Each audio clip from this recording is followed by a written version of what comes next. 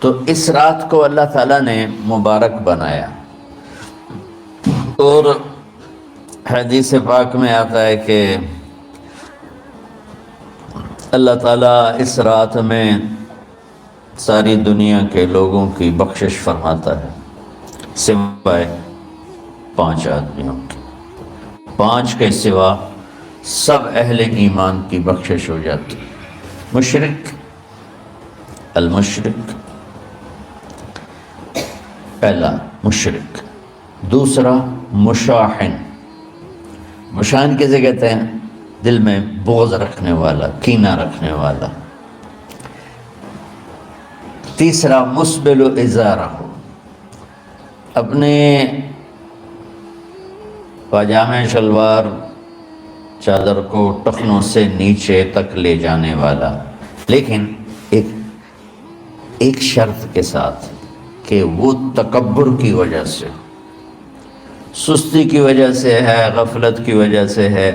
چونکہ جب آپ نے ایک مرتبہ اس کے بارے میں بات کی تو حضرت ابوبکر صدیق نے کہا یا رسول اللہ، میری چادر، عرب چادر باندھتے تھے جیسے ہمارے پنجاب کا لباس چادر تھا، اب وہ کم ہو گئے، ہماری تو بزرگ عورتیں بھی اور مرد بھی سب چادر باندھتے تھے، شلوار تو کسی کو پتہ ہی نہیں ہوتا تھا ہمارے بچپن میں۔ یہ تو پھر آہستہ آہستہ جب تعلیم آئی تو شلوار دیہاتوں میں بھی اور شہروں میں عام ہو گئی۔ تو اگر وہ اس لیے لٹکا رہا ہے کہ طبیعت میں تکبر ہے، پھر اس وعید کا وہ حقدار ہے۔ اگر ویسے اس کی نیچے جا رہی ہے تو میرا مالک ایسا، وہ تو ہے ہی رحیم و کریم، ہے ہی رحیم و کریم، ہے ہی رحیم و کریم، صرف شلوار نیچے لٹکانے سے وہ اتنی شدید سزا دے۔ اگر اس کے پیچھے تکبر ہے، پھر ہے، یہ تکبر نہیں ہے تو انشاءاللہ وہ اس سے محفوظ ہوگا۔ تو اپنی چادر کو لٹکانے والا، لیکن بشرط تکبر۔ کتنے ہو گئے؟ عاق لوالدیہ، ماں باپ کا نافرمان، نافرمان ایسا کہ دکھ دینے والا۔ چھوٹی موٹی اونچ نیچ تو ہر بچے سے ہو جاتی ہے، نہیں، جن نے والدین کو ٹکڑے ٹکڑے کر دیا ہو اور ان کو دکھ دے دے دے دے کے ان کا سینہ چیر دیا ہو، چونکہ آپ کہتے ہیں پرزے پرزے کرنا کسی چیز کی، تو اپنے دکھ دے کر، اپنی بدتمیزی کے ساتھ اس نے ماں باپ کا دل زخمی کر دیا ہو، ایک یہ نہیں معاف ہوتا۔ 5واں مدمن خمر، مسلسل شراب پینے والا، مستقل جو شراب کا عادی ہو۔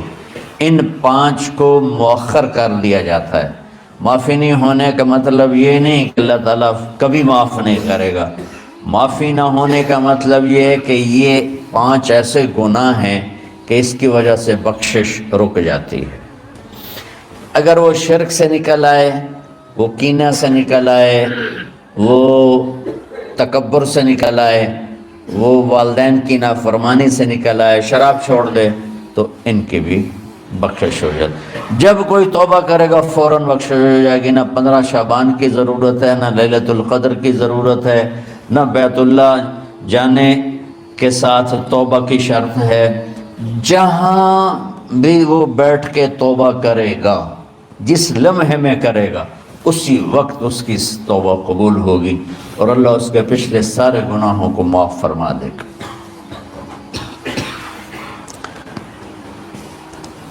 دن کا روزہ، رات کا قیام، زیادہ زیادہ قیام سے مراد نوافل ہیں، کوئی گھر میں پڑھ لے، کوئی مسجد میں پڑھ لے۔ نوافل، نفلی عبادات گھر میں ہی افضل ہوتی ہیں۔ میرے نبی سنتیں ہمیشہ گھر سے پڑھ کے آتے تھے، تہجد اپنے گھر میں پڑھتے تھے، مسجد میں نہیں پڑھتے تھے، سوائے اعتکاف کے آپ اپنے نوافل سنتیں سب گھر میں پڑھتے تھے، اور مسجد میں صرف فرض آ کے ادا فرماتے تھے، اور اس کے بعد بیٹھنا ہوتا تھا تو بیٹھ جاتے تھے، اٹھنا ہوتا تھا تو اٹھ جاتے تھے۔ تو اعتدال اللہ کو ہر چیز میں پسند ہے، دنیا جو مختصر ہے اس میں کیسے پسند نہیں ہوگا؟ آخرت جیسے معاملے میں بھی اللہ ہم سے کہہ رہا ہے اعتدال امتن وسطا، ایسے عیسائیوں کی طرح ترک دنیا بھی نہ کرو، یہودیوں کی طرح دنیا کے پیچھے نہ پڑ جاؤ، رزق کے حلال بھی کماؤ، اپنے بچوں کو بھی دیکھو، اپنے فرائض کو بھی دیکھو جو دنیاوی ہیں، اور اللہ سے بھی اپنا معاملہ ٹھیک کرو اور درست کرو۔ بعد کے زمانے میں صحابہ کے بعد سے ہی ایک انتہا پسندی امت میں آئی، ساری ساری رات جاگنا، فلاں بزرگ تھے وہ رسے سے اپنے بالوں کو باندھ لیتے تھے کہ نماز پڑھتے پڑھتے جب نیند آئے اور جھٹکا لگے تو رسے سے بندھے ہوئے بالوں سے اس جھٹکے سے تکلیف ہو اور ان کی آنکھ کھل جائے اور پھر نفلوں میں شروع ہو جائے۔ ایک فلاں بزرگ تھے وہ اپنے آنکھوں میں نمک کا سرما لگاتے تھے تاکہ آنکھیں جل جائیں اور اس میں وہ جلن پیدا ہو جائے اور نیند اڑ جائے۔ یہ ایسے واقعات بھرے پڑے ہیں۔ فلاں بزرگ تھے انہوں نے 30 سال عشاء کے وضو سے فجر کی نماز ادا کی۔ یہ اپنی جگہ پہ بزرگی ہے، لیکن یہ بھائیوں یہ دین ہم پیش نہیں کر سکتے۔ فلاں بزرگ تھے وہ 30 سال سے ستو کھا رہے تھے کہ روٹی کھانے اور ستو کھانے میں 70 دفعہ سبحان اللہ کا فرق پڑ جاتا ہے، تو روٹی کھائیں تو 70 دفعہ سبحان اللہ کم کہہ سکتے ہیں، اور ستو کھائیں تو 70 دفعہ سبحان اللہ زیادہ کہہ سکتے ہیں۔ تو لہٰذا ان کا مجھے تو 30 سال ہو گئے، میں تو ستو کھا رہا ہوں، میں تو روٹی نہیں کھا رہا۔ یہ دین نہیں ہے، یعنی یہ وہ دین نہیں جو ہم انسانیت کو پیش کر سکتے، یہ تو لوگوں کو دوڑانے والی بات ہے۔ اور ایک آدمی ایک بزرگ سے ملنے گیا تو وہ نوافل پڑھ رہے تھے، وہ زور سے عصر تک نفل پڑھتے رہے، وہ ان کے انتظار میں بیٹھا رہا، پھر عصر سے مغرب تک وہ مراقبہ کرتے رہے، وہ انتظار میں بیٹھا رہا، پھر مغرب سے عشاء تک وہ نفل پڑھتے رہے، وہ بیچارہ انتظار کرتا رہا، پھر عشاء کے بعد پھر نفل شروع کیے تو تہجد تک نفل پڑھتے گئے اور وہ بیچارہ پیچھے بیٹھا ہوا۔ تو تہجد کے آخر میں ان کی مصلی پہ بیٹھے بیٹھے ایسے اونگ آ گئی، تو یوں جھٹکا لگا تو کہا یا اللہ میں اس آنکھ سے پناہ مانگتا ہوں جو سونے سے اس کا دل ہی نہیں بھرتا۔ اور پھر اس کے بعد فجر کی نماز پڑھ کے اشراق تک بیٹھے رہے، پھر اشراق پڑھے، اخیر وہ بیچارہ اٹھی کے واپس آ گیا کہ لگتا ہے نام تھا ویلی کوئی نہیں۔ تو وہ اس نے کسی سے پوچھا کہ یہ بزرگ کب سے یہ کر رہے ہیں؟ کہ پچھلے 30 سال سے کر رہے ہیں۔ یہ رہبانیت کی شکل ہے، یہ وہ دین نہیں جو ہم لوگوں کو پیش کریں گے تو وہ کہیں گے واہ واہ واہ واہ کیا دین ہے بھائی، قبول کرو۔ یہ ایک قسم کا غلو آیا۔ میں ایک حدیث سناتا ہوں، بخاری شریف میں بھی ہے، مجھے اب ہر شے بھول گئی، لیکن وہ ہے نہی الغلو، اس طرح کر کے آپ لوگ زیادہ جانتے ہوں گے جو پڑھ رہے ہیں، کہ غلو سے نہیں۔ حدیث آپ کو سب کو یاد ہوگی کہ 3 صحابہ آئے اللہ کے نبی کے گھر اور پوچھا کہ اللہ کے نبی رات کیسے گزارتے ہیں؟ تو گھر والوں نے کہا سوتے بھی ہیں، جاگتے بھی ہیں، کھاتے بھی ہیں۔ تو وہ تینوں آپس میں کہنے لگے وہ تو نبی ہیں، سوئیں بھی تو کوئی بات نہیں، اور شادی ہے کوئی بات نہیں، ہم تو نبی نہیں، ہمیں تو کچھ کرنا چاہیے۔ ایک نے کہا کہ میں ساری زندگی روزہ نہیں چھوڑوں گا، ایک نے کہا کہ میں ساری زندگی سوؤں گا نہیں، ایک نے کہا میں ساری زندگی شادی نہیں کروں گا۔ تو دیکھنے میں تو واہ واہ کیا بڑی بزرگی ہے بھائی، بڑے بزرگ ہیں۔ ہمارے نبی کو پتہ چلا، آپ نے تینوں کو بلا لیا، کہ تم مجھ سے زیادہ اللہ سے ڈرنے والے ہو، میں تم سے انا اتقاکم یا اخشاکم، الفاظ آپ لوگ کو زیادہ یاد ہوں گے لیکن مفہوم میں صحیح پیش کر رہا ہوں۔ آپ نے کہا میں تم سے زیادہ اللہ کو جانتا ہوں، تم سے زیادہ اللہ سے ڈرتا ہوں، میں سوتا بھی ہوں، میں کھاتا بھی ہوں، میں روزے بھی رکھتا ہوں، میں چھوڑ بھی دیتا ہوں، میری بیویاں بھی ہیں، میں اپنی بیویوں کے پاس بھی جاتا ہوں۔ تم دین میں غلو سے بچو، پہلے امتوں کو ہلاک کر دیا دین میں غلو۔ دنیا میں غلو یعنی انتہا پسندی، ایکسٹریمسٹ ہونا، دنیا ہو یا دین ہو، دونوں میں اعتدال بچو، اللہ تعالیٰ کو پسند ہے۔ تو شعبان کے حوالے سے ایک علماء کا طبقہ اتنا رد میں گیا کہ ایسی نفی کر دی کہ جیسے ہے ہی کچھ نہیں، یہ بھی غلط ہے۔ ایک طبقہ وہ ہے جو پتہ نہیں کیا کچھ کرتا ہے شب برات کے نام پر، وہ بھی غلط ہے۔ ساری حدیثوں کو ملا کر روزہ اور رات کا قیام، کہ رات کو اٹھ کے کچھ اللہ کو یاد کر لوں۔ اب اس آیت میں بعض مفسرین سے غالباً بھول ہوئی، حامیم والکتاب المبین انا انزلناہ فی لیلۃ مبارکۃ انا کنا منذرین فیہا یفرق کل امر حکیم امرا من عندنا انا کنا مرسلین۔ یہ لیلۃ القدر ہے، انا انزلناہ فی لیلۃ مبارکۃ، یہاں دوسرا لیلہ مبارک رات میں ہم نے قرآن کو اتارا۔ دوسری آیت کو جوڑو، انا انزلناہ فی لیلۃ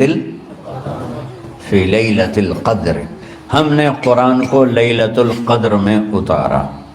تو وہ آیت اس آیت کا ترجمہ کر رہی کہ لیلۃ مبارک سے مراد لیلۃ القدر ہے، 15 شعبان نہیں۔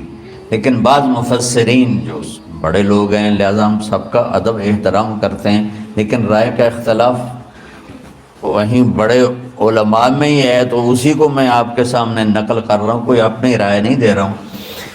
تو ان سے یہ صاف ہو گیا کہ انہوں نے اس کو 15 شعبان بنا دیا۔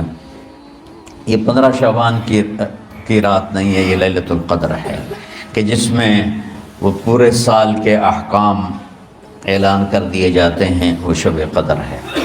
اس میں بھی معافی ہوتی ہے، اس میں بھی معافی ہوتی ہے، لیکن شب قدر تو قرآن سے صحیح احادیث سے ثابت ہے، اور شعبان کی رات ضعیف حدیثوں سے ثابت ہے، لیکن کثرت حسن لغیرہ ہی اور امت کا عمل اس میں بہت بڑی گنجائش پیدا کرتا ہے۔ تو جو بچہ روزہ رکھنا چاہے ضرور رکھے، جو رات کو اٹھنا چاہے ضرور اٹھے، لیکن وہ اتنا نہ اٹھے کہ صبح سبق میں سویا پڑاؤ، تو ایسی عبادت نہیں چاہیے کہ آپ اپنے طلب علم جو فرض ہے اس میں آپ سوئے پڑے ہوں، تو تمہارے خراٹوں سے سبق بھی متاثر ہو رہا ہو۔ تو اعتدال بچوں، ہر چیز میں اعتدال، اور کسی سے گلہ ہے، غصہ ہے، ناراضگی ہے، کسی سے بولتے نہیں ہو۔ ابھی سے شعبان آ چکا ہے، آپ شعبان سے رمضان کی تیاری شروع فرما دیتے تھے، تو اس کی تیاری کیا ہے؟ وہ دلوں کو صاف کرو، معاف کرو، معافی مانگو، تمہارا قصور نہیں پھر بھی معافی مانگ لو، دلوں کو صاف کرو، اور اللہ سے سخاوت مانگو، کہ اللہ کو سخی بھی پسند ہے اور صاف دل والا بھی پسند ہے۔ تو انشاءاللہ اگر اس طرح آپ کی تعلیمی سرگرمیاں بھی رہیں اور رمضان کا روزہ بھی ہوا اور دل صاف بھی ہوا، تو انشاءاللہ اللہ آپ کے دل کو ایمان اور علم کے نور سے بھر دے گا۔ تو سارے بچے اس کی نیت کرتے ہو نا؟ اللہم لک الحمد کما انت اہلہ فصلی علی محمد کما انت اہلہ۔ ہمارے اسباب و وسائل میں بہت کمی آ رہی میرے مولا، اپنی قدرت سے اپنے اس ملک کے لیے رزق کا، ہدایت کا دروازہ کشادہ فرما۔ یا اللہ، جو اس کی دشمنی کرنے والے ہیں ان کو بھی ہدایت نصیب فرما، اور ان کے مقدر میں ہدایت نہیں تو ان کے شر سے اس کی حفاظت فرما۔ جتنے مدارس ہیں، جتنی خانقاہیں ہیں، جتنے تبلیغی مراکز ہیں، جتنے حفظ کے مکاتب ہیں، ان سب کی حفاظت فرما۔ علماء اہل حق کی حفاظت فرما، علماء اہل حق کی حفاظت فرما۔ یا اللہ، صالحین کی حفاظت فرما۔ یا اللہ، احفظنا من بین ایدینا ومن خلفنا وعن أيماننا وعن شمائلنا ومن فوقنا ونعوذ بعظمتك من أن نغتال من تحتنا اللهم إنا نعوذ بك من الاغتيال اللهم إنا نعوذ بك من أن نغتال من تحتنا اللهم احفظنا من كل بلاء اللهم احفظنا من كل شر ومن كل بلاء وعافنا من كل شر ومن كل بلاء یا اللہ تو پوری امت پہ کرم فرما رحم فرما یا اللہ پوری امت کا کہ خون کی عزت کی جان کی مال کی بچوں کی بچیوں کی عزتوں کی حفاظت فرما پوری دنیا کے کفر کو ہدایت دے دے پوری دنیا کے غیر مسلموں کو ایمان دے دے امریکہ والوں کو ہدایت دے دے افریقہ والوں کو ہدایت دے دے یورپ والوں کو ہدایت دے دے ایشیا والوں کو ہدایت دے دے آسٹریلیا والوں کو ہدایت دے دے جو تجھے نہیں پہچانتے انہیں اپنی پہچان کرا دے ہمیں تو ذریعہ بنا لے ان تک اپنا پیغام پہنچانے کا اور تیرا تعارف کروانے کا تو ہماری زندگی اس کے لیے قبول فرما لے ان بچوں کو قبول فرما لے انہیں ہدایت کے چراغ بنا ہدایت کے سورج بنا ان کو ان کے والدین کو دنیا اور آخرت کی ہر خیر نصیب فرما ان پڑھانے والوں کو اس میں کام کرنے والوں کو دنیا اور تمام شاخوں میں پڑھنے والے پڑھانے والے خدمت کرنے والے کام کرنے والے ان کے بچوں کی حفاظت فرما ان کی دنیا بھی بھلی فرما ان کی آخرت بھی بھلی فرما اور یا اللہ امت کے جوڑنے کا مدرسۃ الحسنین کو ذریعہ بنا دے امت کو جوڑنے کا مدرسۃ الحسنین کو ذریعہ بنا دے یا اللہ جو ایمان پہ تیری بارگاہ میں پہنچ گئے ان کے درجے بلند فرما ان کی قبریں روشن فرما ہم جو پیچھے آ رہے ہیں میں عافیت والی صحت والی سہولت والی زندگی دے اور ایمان والی موت عطا فرما یا اللہ امراض والی موت سے بچا ہسپتالوں والی موت سے بچا اغتیال والی موت سے بچا عافیت سلامتی والی ایمان کے ساتھ اپنی رضا کے ساتھ ہماری واپسی یا اللہ مقدر فرما یا اللہ جو بیمار ہیں جو بچے بیمار ہیں جو اساتذہ بیمار ہیں یا اللہ میں بھی تیرا حقیر فقیر بندہ بیماری میں چل رہا ہوں ہم سب کو صحت شفا کامل نصیب فرما صحت شفا کامل نصیب فرما یا اللہ صحت شفا کامل نصیب فرما یہ جو نکاح ہوا ہے ان میں بھی یا اللہ جانبین میں برکت نصیب فرما اور محبت نصیب فرما یا اللہ ہم سب سے راضی ہو جا توفنا مسلمین والحقنا بالصالحین غیر خزایا ولا مفتونین انك على كل شيء قدير ربنا آتنا في الدنيا حسنة وفي الآخرة حسنة وقنا عذاب النار وصلى الله تعالى على النبي الكريم آمين